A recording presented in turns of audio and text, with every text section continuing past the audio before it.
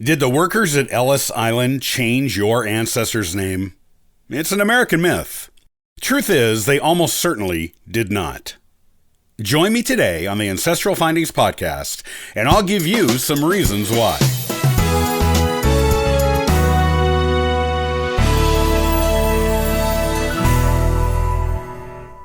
They changed our name at Ellis Island? Actually, no, they didn't. This is a prevailing myth in genealogy research, and many beginning genealogists still believe it. But the truth is, your family's last name was almost certainly not changed at Ellis Island. That's just not how the island operated when admitting immigrants into this country. Those who took the names of incoming immigrants were very careful to record surnames correctly. So, how did the myth of the Ellis Island name change get started? And why do so many people still believe it today? Here's what you need to know about Ellis Island and the recording of incoming immigrant names. Ellis Island operated as the nation's main immigrant processing center between 1892 and 1954. During this time, more than 12 million people came to the United States through the island.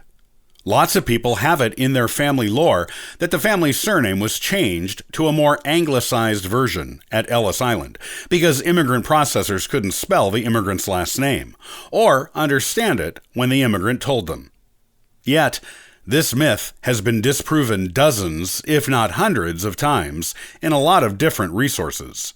Anyone who is familiar with genealogy will know this is a myth. But if you're just beginning, you might still believe it. The myth is just not true, and this is why. One of the first of several reasons names were not changed at Ellis Island is that the people doing the intake processing of immigrants did not write down the names. The names came from ship manifests that were originated in the nations where the ships departed for the United States. The names were far more likely to be recorded correctly with their correct spelling in or near the immigrant's country of origin. When immigrants arrived at Ellis Island, they had those manifests in front of them. Immigrants would line up to be processed, and then the processors, usually attended by interpreters, would look up the correct name on the manifest. The intake processors also asked immigrants questions based on the manifests, and, using interpreters, except for people from English-speaking countries, made sure they had the correct person.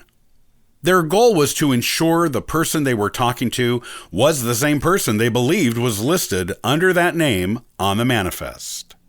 Once a person was verified as the correct person on the manifest, they were checked off the manifest and admitted, usually, into the country. The manifest served as checklists for the processors and eliminated the need for them to write down any names. This meant there was no chance of them spelling the name wrong or changing it because they didn't understand its pronunciation.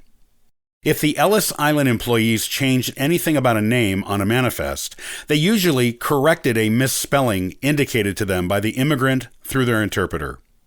Names were never scratched out, and new anglicized ones written above them in their place. The only time names ever really changed at Ellis Island is if the immigrant decided to change their name to fit in with the American society or the local community to which they were moving. Sometimes they changed their name before even getting on the ship to come to America. There was no requirement to immigrants to use their real last name when coming to America. They could give themselves any name they liked, as long as the name they gave matched up with the answers they gave according to their profile on the ship's manifest. They were good to enter the nation and use the name they chose. They could even give their new name when they were being processed into the country, as long as they could be identified with someone on the ship's manifest. They could also start using a name once they entered the country after they got by the Ellis Island intake employees. But Ellis Island workers did not change names for immigrants. There were some incidents where people even changed their gender when they entered the United States. This was usually women pretending to be men because of the better work opportunities available to men. Most of the people who did this were never discovered. Those who were, perhaps because of getting medical treatment or being involved in a romantic relationship, were not required to go back to using their birth name or their actual gender. Once they were in the United States, they were free to be whoever they decided they wished to be. The few who were discovered made news headlines for a while, then disappeared back into American history, sometimes using their original identity, sometimes continuing to use the new one they gave themselves upon arrival in this nation. The rules for the use of names at Ellis Island and subsequent residence in the United States were that liberal. If you have always been told that your family's surname was changed at Ellis Island, it is crucial as a genealogist to look further into the story. Look up birth and marriage records for your immigrant ancestor in their country of origin, and compare them to the way their name is spelled on their Ellis Island intake form, as well as on the ship manifest of the ship that brought them to the United States. If there is a discrepancy, especially if the name looks anglicized, look deeper into the story to find out why. Checking additional Ellis Island records and old newspaper records in the United States regarding your ancestor may give you a better idea of why the name is different.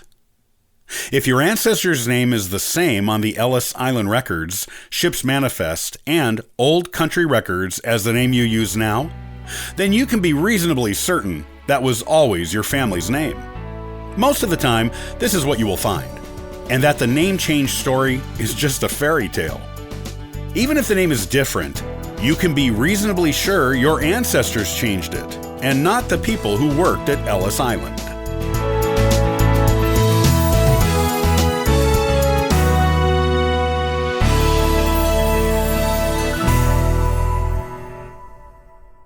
Do you have an ancestor who was in prison? You should investigate their prison records. In the next episode of the Ancestral Findings podcast, I'll tell you why, as well as where to look for these records. To learn more about genealogy and sign up for our weekly giveaway, visit ancestralfindings.com. Copyright by Ancestral Findings, all rights reserved.